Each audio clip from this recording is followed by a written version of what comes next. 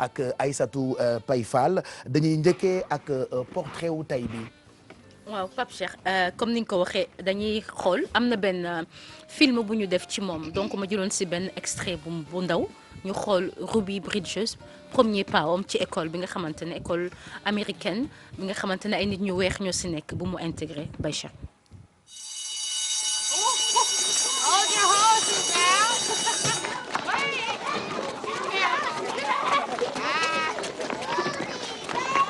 Did you see Captain's glove?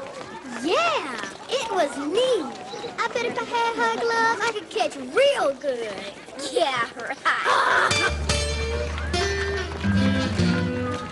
All right, keep an eye on that ball. Keep an eye on it. Here we go. Here we go. Come on now. Come on. Pitch.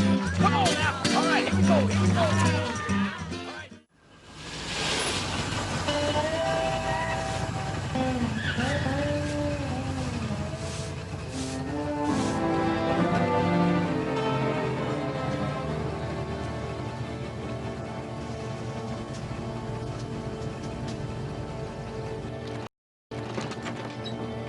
Good morning, Ms. Bridges. I'm Deputy U.S. Marshal Al Butler. But I thought the man from the NAACP was You're going to... being escorted by U.S. Marshals today, ma'am.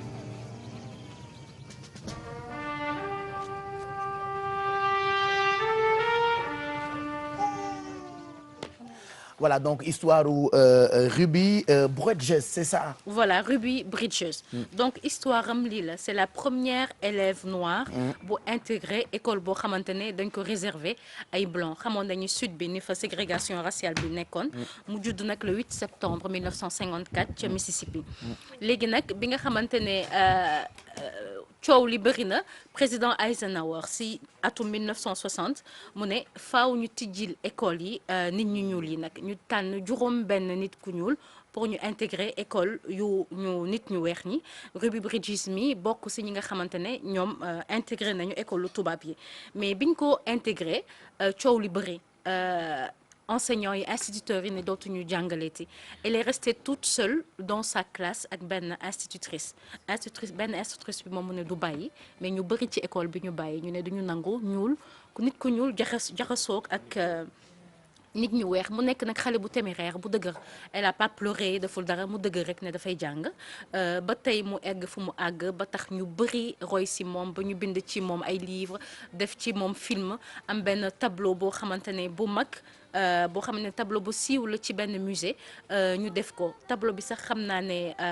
Pape Samba wax na ko mën wane ñu wane ko moom mu ànd ak 4 agents fédéraux ndaxte bi nga xamante ne yenn instituteurs yi dañu ne dootuñu jàngaleeti am ay menaces de mort ak yenn violence yi président Eisenhower dafa jël 4 agents fédéraux ñuy ànd ak Ruby Bridges boobu ci école am ngir mu mun jàng ngir kaaraangeem léegi nag am benn peintre bu mag boo xamante ne dafa immortaliser bés boobu noonu bi ko 4 agents fédéraux yi àndee nga gis waa Ku Klux Klan am lu ñu bind nigger mooy nègre def ko ci voilà c'est très très péjoratif donc ñu def benn tableau boo xamante ne day wane ni ñu ko escorté noonu mu nekk tableau boo xamante ne tableau bu mag a mag la boo xamante ne dañ ko def si benn musée am na benn photo boo xamante ne sax moom ak Obama ñoo taxaw fekk ne mag na am na 63 ans Obama jël ko ñu amoon benn cérémonie bu mag pour les droits civiques c'est elle. voilà ñu wane ko léegi nii elle a 63 ans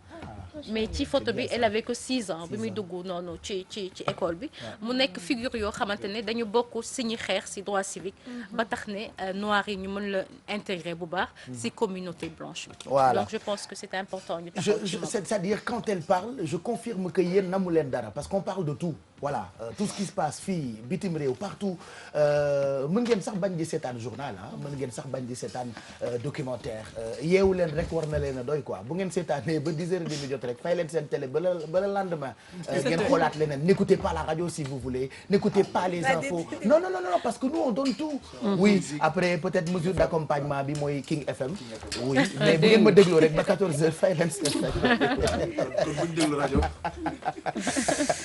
voilà donc donc c'est une belle histoire racontée donc dans ce film portrait bi ñuy Aïssatou Paye Fall defal ci kooku nga xamante ni voilà man mi ko xamul woon ak peut-être ñeneen jaare nañu fa xam ko moom mi nga xamante ni mooy Ruby Bridges. Il y a aussi un autre portrait nous parlons ci benn bande dessinée bu ñu jagleel Brenda Fassi ak yeneen jigéen. voilà donc bande dessinée bi Brenda Fassi ñetti page dañ ko si jagleel. Mais il fallait ñu dellu si ci moom tamit comme ni Ruby Bridges moom taw apartheid la fekkee ay wayam nekkoon way yu engagé muy si wàllum politique ci wàllum moom li muy dund mu nekk nag koo xamante ne dafa teel a génn àdduna 39 ans la gaañoo en 2004 léegi nag ñu rendre ko hommage moom ak yeneen jigéen ñu si mel ne Nina Simone waykat voilà benn écrivaine bu mag bu tuddoon Octavia Butler Michelle Obama ak yeneen i jigéen lu toll si 50 femmes influentes ci cinéma danse musique politique ñoom ñëpp ñu jël leen def leen si bande dessinée boobu nga xamante ne femme d'exception defe naa lañ ko tuddee su ma juumulee ñu jagleel ko si donc ñu taxawoon si Brenda Fassi ak wayam ni mu mënee woon way donc je me suis dit qu'on regarde cette bande dessinée. Ce sera disponible sur l'international à partir du 27 septembre, Inch'Allah. Voilà, donc Brenda Fassi sur bande dessinée bi génnagul, c'est ça? En fait, on l'aura sur l'internet. Fii, Dakar, yeneen dëkk yi à partir du 27 septembre. Bientôt dañ ko mën a distribuer. Voilà. Ben, intéressant. Brenda Fassi que nous connaissons tous, qui nous a tellement fait plaisir. Moi, je me rappelle quand je venais de commencer la radio, émission bu ma nekkoon chroniqueur avec Albert Mendy que je salue d'ailleurs woyu Brenda Fassi moo nekkoon générique émission bi Wulindela le woy bi tudd je pense qu'on peut écouter d'ailleurs la chanson puisqu'on est en train de parler de Brenda Fassi gaañu na bu yàgg et pourtant elle reste dans nos mémoires ak BD bi nga xamante ni def nañu ko ci moom ak yeneen jigéen mais lu ci ëpp ci BD bi moom lañ ci waxtaane Brenda Fassi paraît-il que ñeesu Nelson Mandela la woon elle a beaucoup soutenu président Mandela. waaw si xeexu apartheid et s'est battue des années durant. oui am na benn woy sax boo xamante ne je me rappelle très bien dafa amoon benn concert moom la ko jagleeloon. mais dama fàtte titre woy bi. mais par contre ce titre dont tu parles Volundela. moom may yee tous les matins. voilà je pense qu'on va écouter ça d'ailleurs pour suñu téléspectateurs yi et puis en même temps woy bi pour ñu ko xamul dañu koy dégg souvent ci défilé ñoom Alfie man kay. laay Pape ñu xoojaare rek. ñoom Yacine Bar. ñoom Mami Sobel. waaw yàgg nañu ko bu ñu leen tegalee woy bi rek ñu tokkoo ñu. daal di cuur. et puis si ku ñëw daal di njàpp. ku ñëw ñu laaj la ban musique lañ lay tegal. fii ngay choisir. c'est vrai. parce que dafa ànd ak démarche bi tellement. booy dox da ngay ànd ak allure. dafa doxe est-ce que mën nañ la ko tegal nga dox ci tuuti. waaw comme si tu défilais. et la musique a une voilà mesdames, mesdemoiselles, messieurs, c'est la nouvelle collection de Yeta Coiffure. Alfie va défiler tout de suite sous cette belle chanson de, j'allais dire Myriam Makeba, ñoo xeete, mais plutôt Brenda Fassi, un très beau titre. Alfie défile en même temps et on peut regarder vidéo bi 1 2 3 de souvenirs intéressants en tout cas ak Yeewu Culture et puis bu weesoo loolu on va parler livre boo xamante ni dañu ko def ci cinéma wu Sénégal. Voilà donc cinéma sénégalais Sambène Ousmane le précurseur et son legs maanaam daal lépp loo xamante ne concerné na cinéma sénégalais génération bu njëkk ba Paul Soumano Viera Ousmane Sambène ba génération bu mujj bi mu nekk ku nekk defal nañ la li nga bind li nga jot a def ci film ak yëpp ci wàllum loi yi décret yi distribution film yi lépp daal thématique yu bëri abordé nañ ko ci livre bi nga xam ne Maguette Diop moom moo ko bind mu nekk livre bu intéressant am ay photos livre boo xamante ne c'est bien illustré defe naa képp koo xamante ne am na lu la réer ci wàllum cinéma sénégalais boo xoolee livre Maguette Diop bi Sambène Ousmane le précurseur et son legs defe naa ne lépp lu la réer rek di nga ko am ci téere bi Baye Cheikh. voilà ñoom Moussa Sène Absa tout ça ñëpp Moussa Sène Absa Momar Thiam Paulin Soumano Viera ak ñeneen xam nga xel bi baaxatul tur yu bëri dama koy fàtte mag nga léegi waaw léegi mag la dëgg la mais daal boo xoolee Baye Cheikh tur yu bëri di nga ko ci gis si biir voilà cinéma sénégalais. voilà donc ça s'appelle Cinéma sénégalais c'est un livre bu Maguette Diop sur Sambène Ousmane le précurseur et son legs. Le précurseur voilà. Et son legs. Donc c'est aux éditions Harmattan. Intéressant. Prenez le train de ces de ces cinéastes. Voilà. Voilà, c'est leur train de vie. Voilà. C'est leur train de vie. Mais Leur train de vie. le train s'est pas arrêté à une Voilà. gare. ndeysaan. ku ci nekk ak sa wagon. dëgg la Ah bon? T'as Ouais. pris le premier ou le dernier? Le dernier. Ah oui, les derniers sont les premiers. Faut toujours prendre le dernier wagon. ndeysaan. Tiens, c'est l'épître de mon prochain. C'est vrai? Ah bon? Oui, ça s'appelle Dernier Wagon. Ah. Les T'as places vu, non? économiques sont en queue de train. En queue de train. yàlla. En queue de train. tey Tête moom de yar train. na yeewu. En queue de train. min na emergency ba.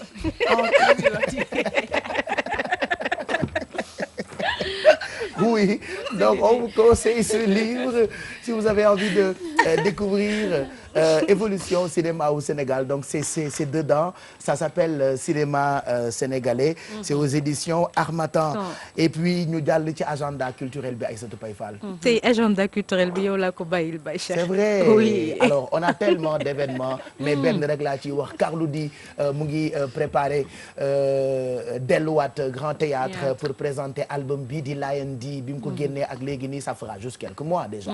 Et c'est un album boo xamante ni sañ naa ni certifié disque d'or la fii ci Sénégal parce que ça a été tellement bien réalisé. Donc regardez un événement que je vous conseille de préparer vendredi 6 octobre 2017 amagul publicité mais yéen a ko njëkk a jot comme quoi à chaque fois qu'il y a primeur téléspectateurs yu télévision Futur Média ñoo koy njëkk a jot yëgoo li yow tamit kuy xalam di ca jaay barke ba yaay borom. Donc Carlou D que nous apprécions tous Lion D au Grand Théâtre vendredi 6 octobre lancement du nouvel album Lion D. Donc il y a même les numéros de réservation comme quoi pour avoir une bonne place parce que le 6 dafay nekk guichet fermé réservé dès maintenant au 33 868 27 11 ou bien ngeen réservé ci 77 663 03 39 donc 10 000 20 000 prévente ci jour bi ñu jaayee billets yi 15 000 ak 25 000 prestige mooy billets yi mairie bay di jënd 50 000 donc n'hésitez pas faites vos réservations pour avoir une bonne place.